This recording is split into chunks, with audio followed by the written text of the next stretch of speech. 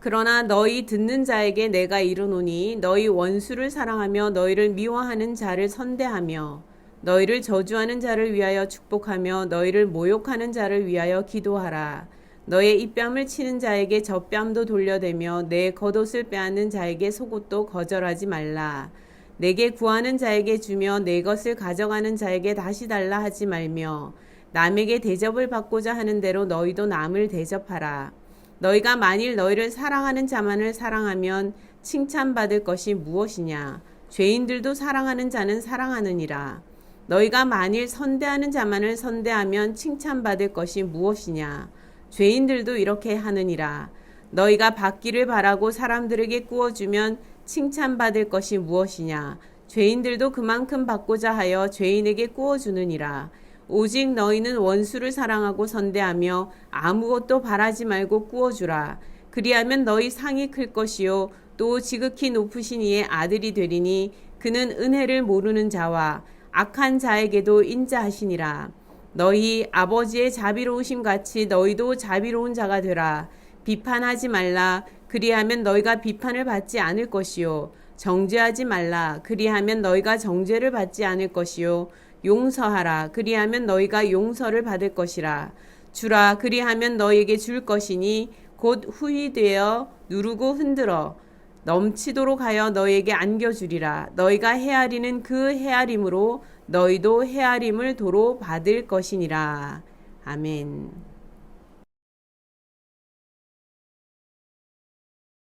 지난주 우리가 누가복음 평지설교에 이어서 오늘 본문도 여전히 평지설교의 연장선에 있습니다. 말씀을 듣는 대상은 제자들이었죠. 하늘나라를 소유하는 백성의 삶은 이 땅에서 가난할 수도 있다고 했어요. 눈물 나고 외롭고 배고플 수 있는 삶이 될 수 있다고 했습니다. 하지만 의의 말씀 가운데 예수 믿는 그런 믿음 가운데 살 때 하나님의 자녀가 된다고 하였고 하늘의 상을 얻는 그런 복을 누릴 것이라고 약속하셨습니다. 오늘은 그 의 가운데 믿음 가운데 거하는 제자의 구체적인 삶의 실천사항들을 말씀하고 계십니다. 첫째, 원수를 사랑하라 하십니다. 원수는 누구입니까? 사전에 보니까 이렇게 기록이 돼 있어요. 첫째, 자기나 집안에 해를 입혀 원한이 맺히게 된 사람이나 집단. 둘째는 속을 썩이는 사람을 속되게 이르는 말이라고 되어 있었습니다. 여기서 오늘 본문에서는 물론 속을 썩이는 그런 사람, 왼수 같은 사람, 우리 이제 배우자를 왼수 같은 사람이다. 사람들이 이렇게 농담을 하지 않습니까? 하지만 그런 얘기보다는 오늘은 여기 진짜 원수를 가리킵니다. 기본적인 뜻, 첫 번째 뜻의 원수를 가리키죠. 아주 큰 해를 입혀서 정말 죽이고 싶어 하는 그런 데까지 가는 그런 원한이 맺힌 그런 사람, 그런 집단에 대해서 하는 말입니다. 오래전부터 사람들은 원수는 갚는 것이 명예롭다 생각하는 그런 전통이 있었어요. 그래서 원수가 지면 그 대에 원수를 갚지 못하면 자녀 대에라도 원수를 갚아야 하고 만약에 자녀 대에서도 원수를 갚지 못하면 그 자녀의 자녀 대에서라도 원수를 갚아야 한다라고 사람들은 생각했다는 거예요. 억울함을 당하면 몇 배로 갚으려는 그런 마음은 당연한 것입니다. 고통과 억울함에 분노가 맹렬해지지요. 그래서 창세기 34장에 보니까요. 여동생 디나가 세겜 지역에 가서 이렇게 막 이렇게 다니다가 강간을 당하는 사건이 일어나는 것이 적혀 있습니다. 아주 끔찍한 사건이죠.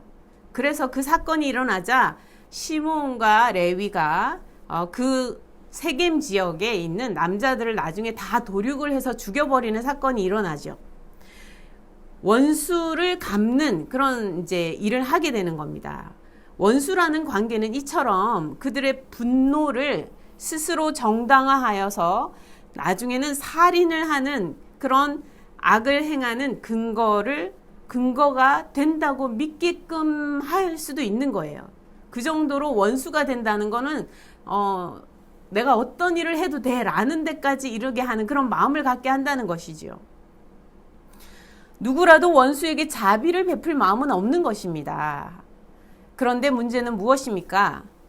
피는 또 다른 피를 부른다는 것이죠. 또 시므온과 레위는 세겜의 수많은 남자들을 그리고 또 가축까지도 죽여서 잃었던 명예를 찾아오려 하였지만 디나의 상처의 본질은 어디에 있을까요?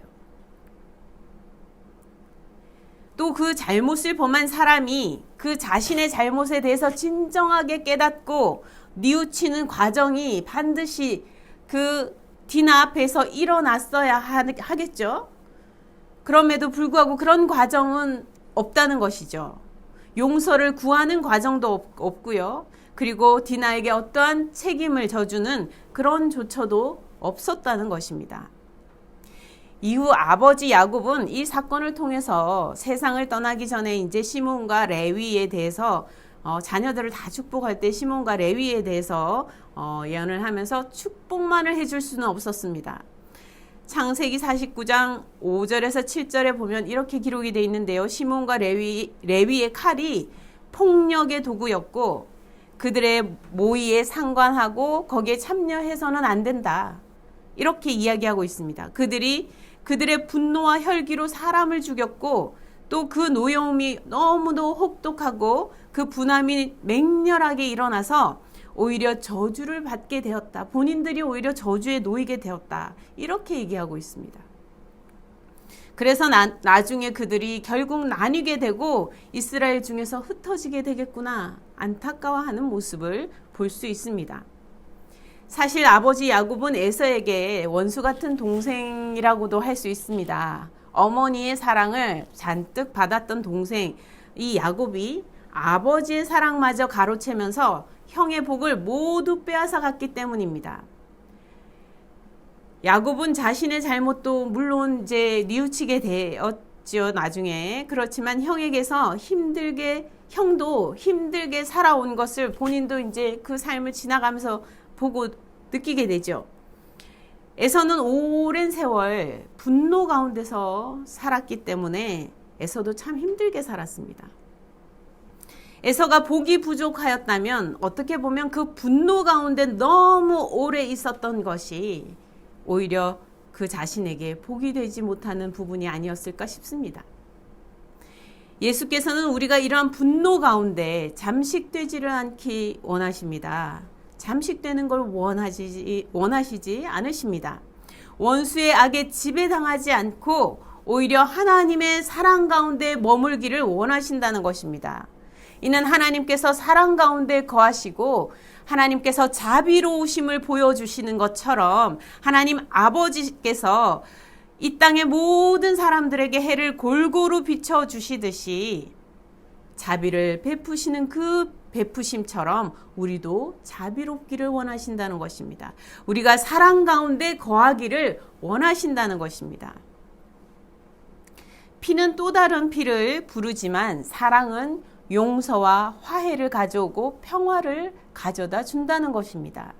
로미오와 줄리엣 이야기를 아시죠? 본래 원수 집안이지 않습니까? 그 집안의 자녀로 태어났는데 죽음도 갈라놓을 수 없을 만큼 그들은 사랑함으로써 나중에 두 가정에 다시 평화를 안겨다 주게 됩니다. 분노는 원수의 관계를 더욱 깊게 하지만 사랑은 원수도 사랑하는 사람이 되게 할 수 있는 것입니다. 원수도 이웃이 되게 하고 친구가 되게 하고 가족이 되게 하는 한 몸같이 사랑할 수 있는 그런 관계로 변화되게 할 수 있다는 것입니다. 예수께서는 원수를 사랑하라, 사랑할 수 있다라고 선언하고 계시는 것입니다. 둘째, 너희를 미워하는 자를 선대하라 하십니다. 사실 원수 관계는 우리 모두가 경험하며 사는 것은 때로 아닐 수 있습니다. 우리 집안에 그렇게 딱히 그렇게 원수라고 할 만한 사람이 없고 그럴 만한 어떤 집안이나 그런 집단이 없을 수 있습니다. 그러나 미워하는 사람은 누구에게나 있을 수 있고 그런 사람이 나를 지나갈 수 있지 않습니까?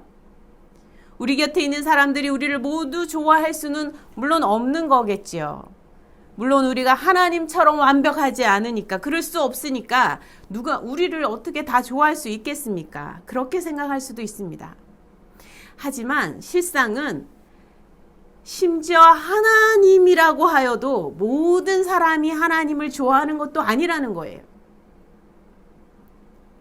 그만큼 우리 인간 안에는 사랑이 부족하다는 것입니다. 사랑의 결핍은 미움이지요. 빛의 결핍은 어둠입니다. 빛이 없으면 어둡죠. 사랑이 없으면 미움이 싹트고 미움이 자라날 수 있는 것입니다.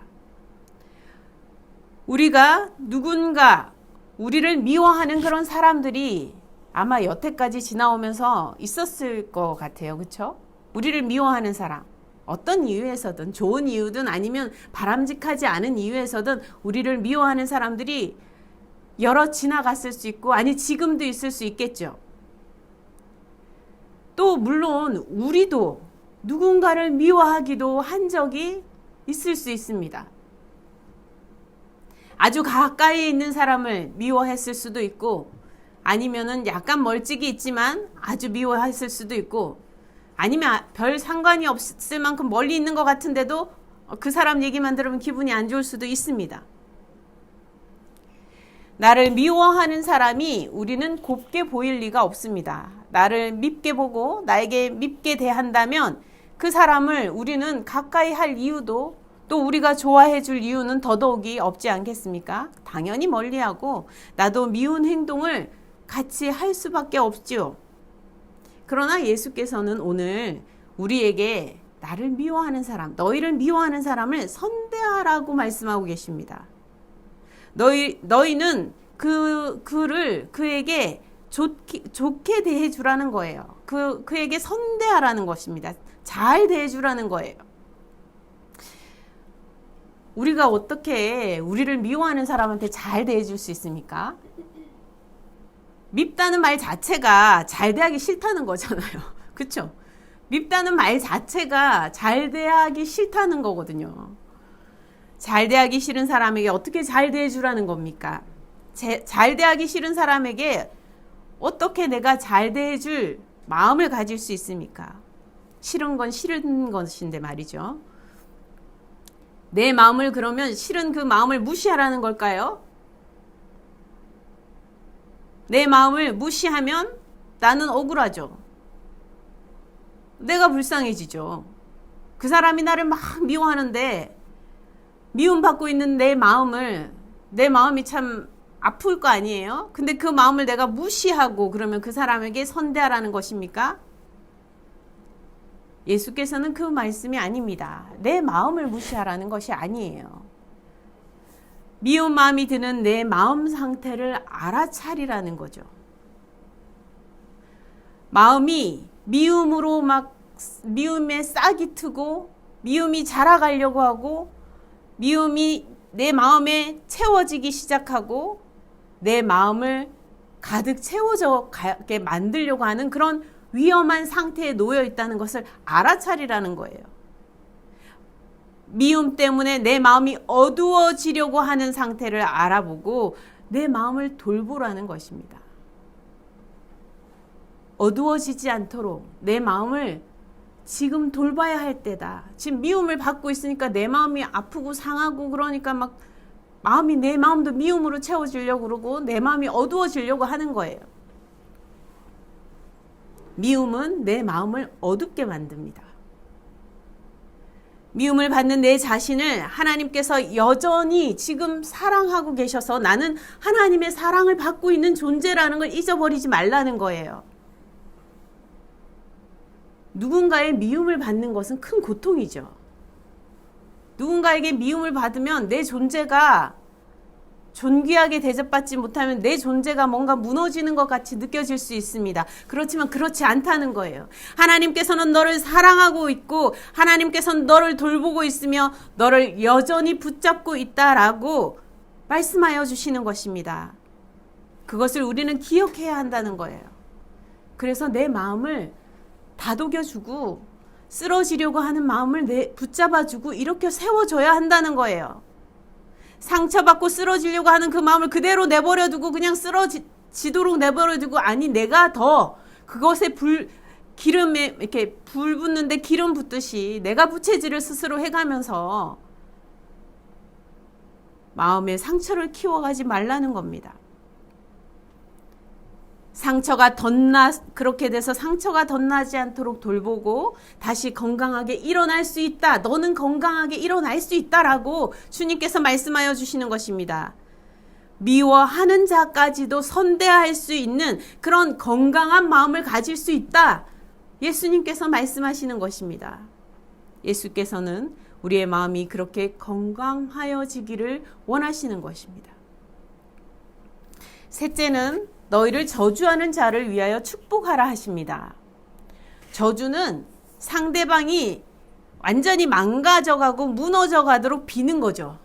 그렇게 또 막 몰아가려고 하는 것이죠. 누군가 우리가 무너져가고 망가져가고 그래서 마치 사라져버릴 것 같은 그렇게 되기를 바라는 사람이 있다면 이런 사람에게 우리는 어떻게 하고 싶습니까?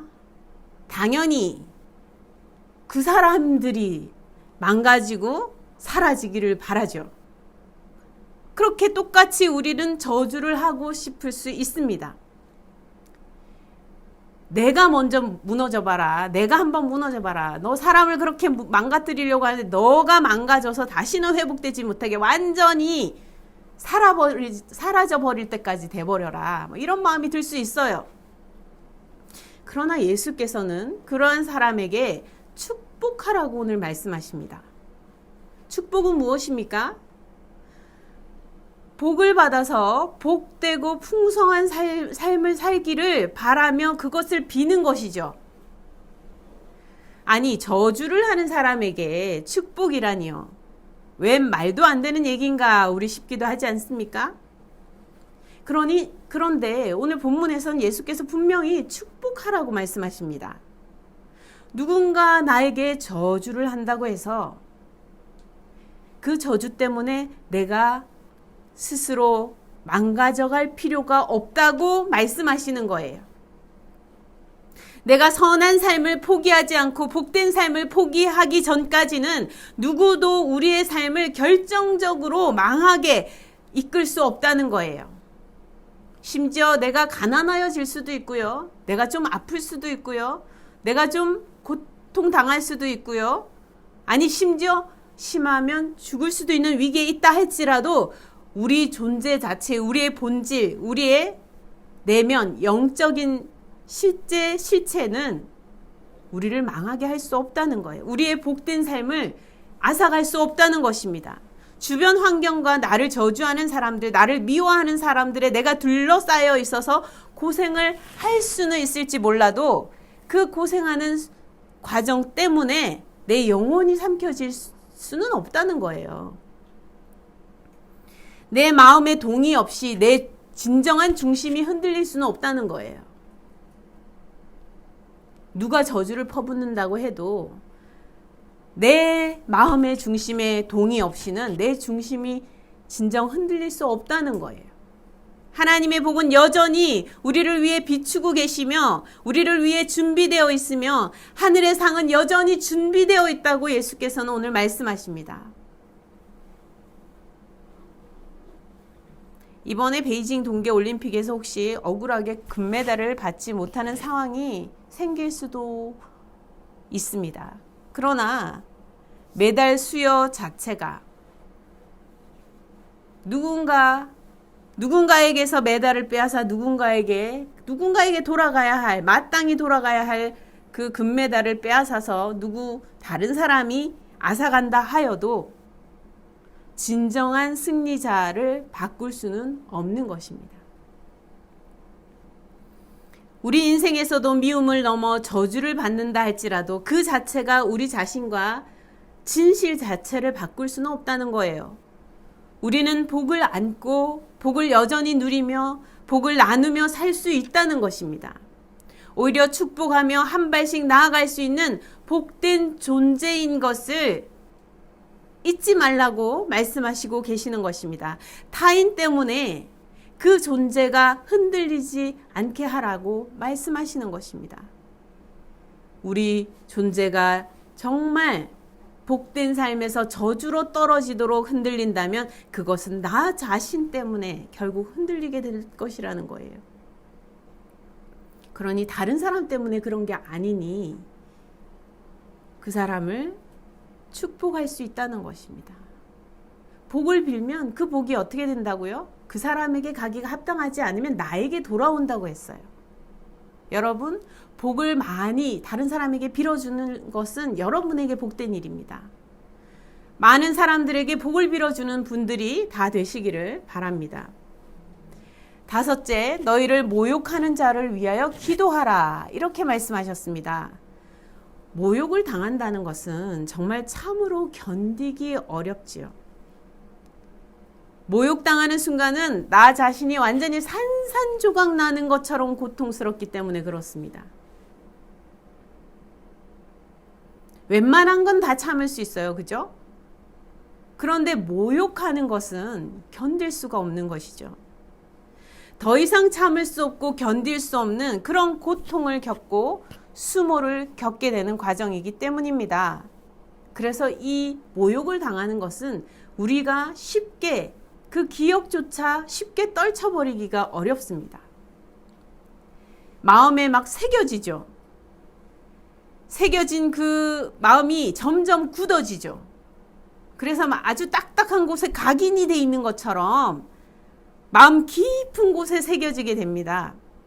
세월이 흐르면 자연스럽게 잊혀지는 것 같은데 잊혀져서 사라진 것이 아니라 나중에 보면 어떤 상황이 닥치면 갑자기 마음속에서 막 번개가 치고 천둥이 일고 막 폭풍이 일면서 갑자기 난리가 납니다. 고통하고 신음하고 분노하고 아니 이전에 신음하지 못하고 분노하지 못했던 것까지 합쳐서 같이 올라오면서 휘몰아치면서 나 자신과 함께 있는 사람들을 막 핥히면서 지나가죠. 이러한 고통은 한 번 지나가면 끝나는 것이 또 아닙니다. 한 번 지나간다고 그렇게 쉽게 끝나지가 않아요. 그만큼 모욕당하는 것은 아주 큰 고통을 우리에게 안겨다 줍니다. 언제라도 다시 불붙을 수 있을 것 같은 그런 불씨와도 같아요. 금세라도 터져버릴 수 있는 폭탄과도 같은 것입니다. 그러니 예수께서는 지금 기도하라고 하시는 거예요. 모욕하는 자가 있으면 기도해야 한다는 거예요. 기도해야 된다는 것입니다. 모욕당하고 상처받은 그 마음을 주님께 가져가야 된다는 거예요. 우리를 위해 모욕당하시고 몸과 마음이 찢기신 주님을 바라보고 십자가에서 우리를 위해 정말 모욕당하셨죠. 예수님께서. 우리를 위해 그 상처 마음과 몸이 다 찢기시고 그렇게 십자가를 지시지 않았습니까? 그 주님을 바라보면서 주님 앞에 나아가야 할 때라는 거예요. 그렇게 주님 앞에 나아갈 때에 거기서 치유의 사건이 일어날 수 있다는 거예요. 주님 앞에 나아가 치유받고 기도하면서 상처가 회복되어야 할 때라는 거예요. 그래서 진정한 위로와 회복을 얻게 되고 그래서 예수께서 자신을 모욕한 그 자들을 막 위해서 기도해 주셨잖아요. 주님, 하나님 아버지, 저들이 하는 일을 저들이 알지 못하고 있습니다. 라고 기도해 주잖아요. 그런 것처럼 우리도 우리를 모욕하는 자를 위해 기도할 수 있게까지 나아가라는 말씀입니다. 기도해야 할 일이라는 거예요. 이게 그렇게 쉬운 일이 아니라는 거죠. 모욕당하면 내가 한번 참고 끝날 것 같은데 이게 수십 년 후에 터져요. 수년 후에, 수십 년 후에 터진다니까요. 모욕당하고 아프고 쓰린 것을 덮어놓으면 해결되는 것이 아니라는 겁니다.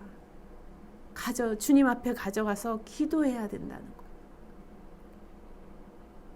여섯째, 너희 뺨을 치는 자에게 저쪽 뺨도 돌려대며 또 내 겉옷을 빼앗는 자에게 속옷도 거절하지 말라. 이렇게 말씀하십니다. 보통 사람이 뺨을 칠 때는 어떤 때 뺨을 치죠? 뺨은 흔히 이렇게 뺨은 늘 이렇게 치는 것이 아니잖아요. 뺨을 칠 때는 아주 오랫동안 깊은 마음의 상처를 받았을 때, 그래서 한 번의 화를 풀고자 할 때 상대방의 뺨을 때리게 되죠. 사실 그 뺨 때리는 굉장히 모욕적인 행동인데, 행동으로 폭력으로 상대방을 모욕 주고 상처 주는 과정을 통해서 화풀이가 되는 그런 일이라고 볼 수 있겠죠. 이 뺨을 치면은 저 뺨을 돌려대라는 거예요. 이 성경 구절을 보면 사람들이 이게 무슨 말씀인가 이렇게 생각할 수 있는데, 여기에서 그동안 상처받고 고통당하던 사람이 뺨을 만약에 때린다고 생각을 해봅시다. 그러면 때리는 사람 입장에서 정말 순간 그 뺨을 때리면서 그 화가 풀려요. 참 신기하게도. 한마디로 이제 우리가 드라마에서 보면 아주 막 기가 찬 상황이 막 반복되다가 이러면 억울한 사람이 뺨을 한번 이제 탁 치면 보는 사람이 시원하잖아요. 보는 사람도 시원하게 느끼는 시원한 일갈이 될 수도 있습니다. 그러나 맞는 사람 입장에서는 어떻습니까? 모욕당하는 과정이죠. 단숨에 화가 머리끝까지 나는 과정입니다.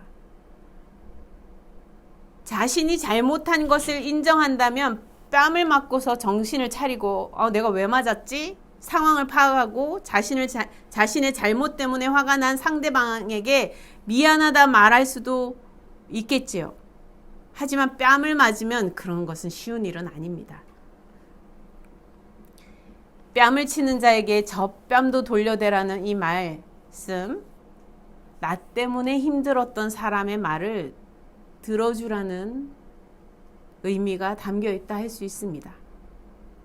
심지어 내가 잘못한 것이 아닐지라도 나에게 뺨을 칠 정도로 지금 분노가 차 있는 사람에게 분노를 끄트리는 것이 우선이라고 말씀하고 있습니다.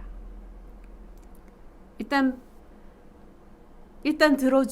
그 무슨 말을 하는지 들어주라는 거죠. 들어주라는 얘기입니다. 여기에서 지금 돌려대서 뺨을 더 반대쪽도 맞으라는 얘기는 뭐라고 하는지 잘 들어보라는 얘기예요.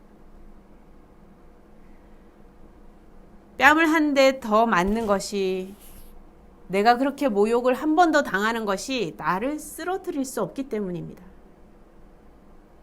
그 모욕이 나를 산산조각 낼 수 있는 것이 아니기 때문입니다. 그러니 맞는다고 해서 큰일 나지 않는다는 거죠. 죽지 않는다는 거예요. 내가 고통당하는 그 모욕으로 고통당하는, 그래서 내가 산산조각 날 것 같은, 도저히 참을 수 없는, 죽을 것 같은 그 고통이 실제로 내가 죽는 것은 아니라는 거예요.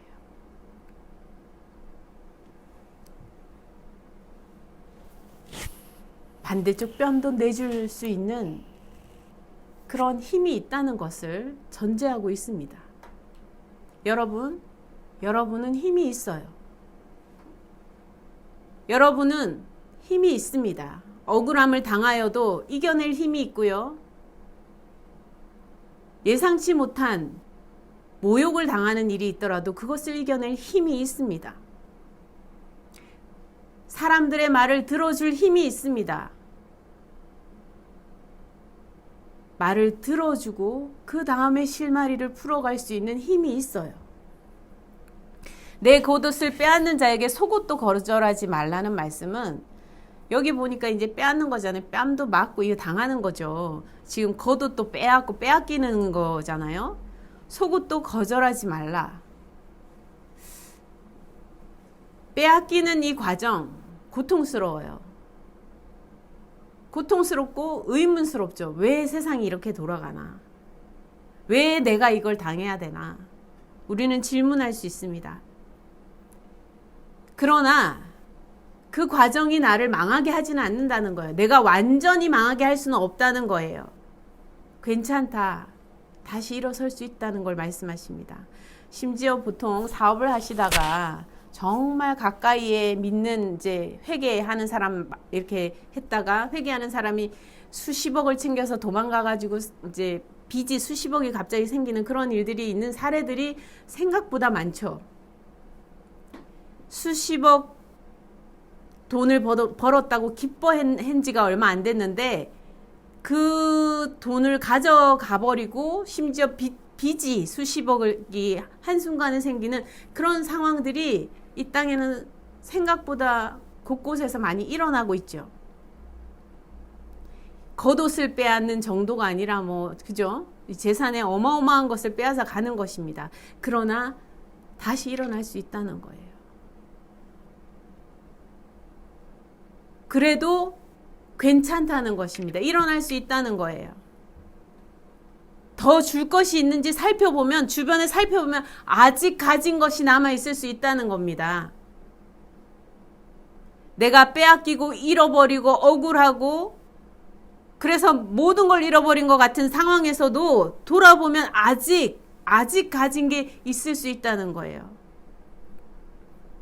빼앗긴 것에 초점을 맞추어 억울해하면서 분노하면서 살지 말고 지금 남아있는 것, 손에 쥐어져 있는 것, 그것을 가지고 심지어 나눌 수 있는 마음을 가지고 살아라 말씀하십니다. 근데 실제로 이러한 마음을 가지고 다시 일어나는 사람들은 그 빚을 다 갚고 또다시 회복하는 사례들도 참 많이 보게 됩니다. 기적 같은 일들이 일어날 수 없을 것 같은 일들이 일어나는 걸 보게 되죠. 우리도 작은 것 하나 빼앗기면 참을 수 없잖아요. 그죠? 내 것 빼앗기는 건 견딜 수 없잖아요. 근데 그 빼앗기는 것에 견디지 못하는 거기에 사로잡혀 있지 말고 우리도 아직 남아있는 가진 것, 아직 줄 수 있는 것에 우리 관심을 가지고 살아갈 수 있기를 바랍니다. 그리고 예수께서는 구하는 자에게 주라, 가져가는 자에게 돌려달라 하지 말고 주라는 거예요. 계산 없이 줄 수 있는 그런 사람이 되라 이렇게 말씀하십니다. 계산 없이 주는 사람, 구하는 자에게 주고 내가 이제 얼마 줬으니까 얼마 후에 몇 프로 이자 해가지고 얼마 받아야지. 너 이자 못 갚았어? 너 이자 못 갚으면 너 다른 거라도 내놔. 다른 거 못 갚아? 그러면 어떻게 저기 사채하시는 분들 중에 사람의 목숨까지 앗아가는 그런 사람들이 실제로 있죠. 정말 악한 일입니다. 돈을 얼마 빌려서 못 갚는 것 때문에 사람의 목숨을 앗아가려는 생각은 아주 악한 생각입니다. 돌려받고자 하는 것이 정당한 것이라는 그 정당하다는 합리적인 원리로 시작해서 악한 일을 행하는 것이죠. 하나도 합리적이지 않은 생각입니다. 예수께서는 구하는 자에게 줄 수 있는 사람이 되라. 그리고 심지어 갚을 수 없는 사람에게 돌려달라고 독촉해서 괴롭히지 말아라는 거예요. 갚을 능력이 있는 사람은 갚겠죠. 악한 마음을 가진 사람 빼고 일반 사람들은 빌린 사람은 갚으려고 노력합니다. 그것이 자신을 위한 길인 걸 누구나 알죠. 빌린 걸 갚고 싶죠. 아니 빌려주고 싶은 사람이 되고 싶은 게 누구나 사람 마음 아닙니까? 누구나 주고 싶은 마음이 주면서 넉넉하게 살고 싶잖아요. 그러나 갚지 못하는 상황에 놓일 수도 있는 것입니다. 갚지 못하는 상황에 놓여 있을 때 돌려받으려고 독촉하면서 괴롭히지 말라는 말씀입니다. 그런 때에는 계산 없이 줄 수 있는 그런 사람이 되라. 예수께서 그렇게 말씀하시고 계세요. 누구나 사랑받고 싶고 누구나 대접받고 싶은 것이 사실인데 오늘 예수께서는 그렇게 너희가 사랑받고 대접받고 싶은 그 마음이 다른 사람에게 똑같이 있는 것을 기억하고 그들에게 너가 그렇게 좀 해주는 사람이 되렴. 너가 그렇게 사랑해주는 사람이 되렴. 너가 좀 대접해주는 사람이 되렴 하고 주님께서는 말씀하십니다.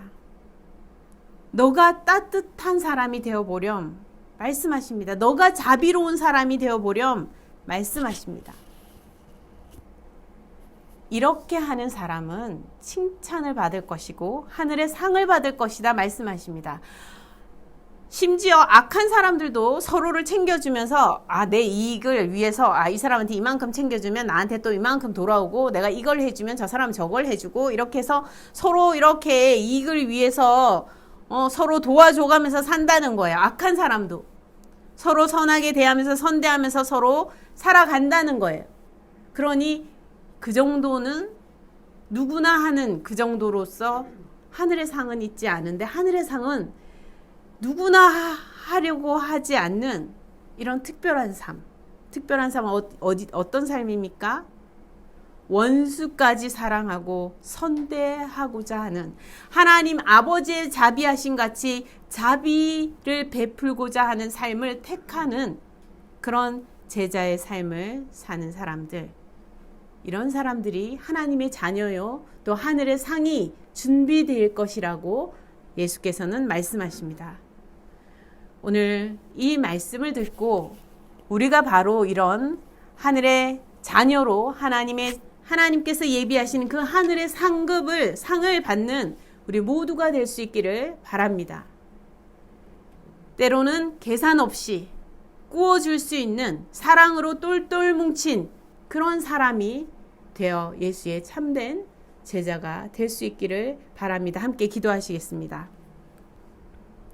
주님, 이 땅에서 지금 당장에 부유하고 만족할 만한 삶이 아니라 하늘의 복을 바라보라 하시는 주님의 말씀을 기억합니다. 이 땅에서 우리를 선대하는 사람만 우리가 만날 수 없음을 고백합니다. 또 누구도 우리를 선대해 주기만 할 수도 없을 것입니다.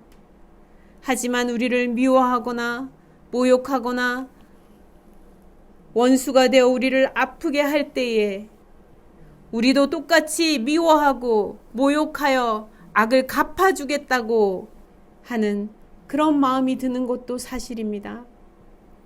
우리가 상처받고 아픈 것을 어찌할지 몰라서 오랫동안 아파하고 때로는 모른 채 스스로도 회피하며 그 상처를 숨겨두려고 하기도 합니다. 주님, 그러다 우리 마음 깊이 그 상처가 각인되어 버렸습니다. 주님, 우리의 상처와 아픔을 가지고 이제 주님 앞에 나아가고자 합니다. 우리를 위해 모욕당하시고 살이 찢기시고 십자가에 달리신 주님 앞에 나아가고자 합니다. 우리를 위해 모두 내어주시고 온전한 사랑을 보여주신 주님의 사랑을 기억하고자 합니다. 주님의 한없는 사랑을 우리가 받았으며 또 주님의 사랑 가운데 우리가 살아갈 수 있는 복된 하나님의 자녀인 것을 우리가 잊지 않게 하옵소서. 주님의 사랑 안에 우리의 상처와 아픔이 치유되는 역사가 일어나게 하여 주시옵소서. 회복의 은혜를 허락하여 주시옵소서. 모욕당하는 것이, 미움받는 것이 우리를 망하게 할 수 없고 우리를 저주하는 것이 우리를 망하게 할 수 없는 것을 알게 하시고 예수 그리스도 안에서 우리가 다시 살 수 있음을 알고 예수 그리스도 안에서 새 희망으로 우리가 일어날 수 있음을 알고 우리가 사랑하며 살 수 있게 하여 주시옵소서. 끝까지 사랑하며 갈 수 있도록 힘 더하여 주시옵소서. 원수라도 사랑하게 하시며 아버지의 자비를 우리도 행하게 하여 주옵소서. 우리는 성급히 판단하였으며 비판하다 하나님 오류를 범하며 악으로 나아간 일 많습니다. 불쌍히 여겨주시고 용서하여 주옵소서. 말씀을 잘 쫓아 따라가는 제자가 되어 하늘의 상급을 받는 하늘의 자녀가 다 될 수 있도록 주님 함께하여 주시옵소서. 예수 그리스도 이름으로 기도드립니다. 아멘.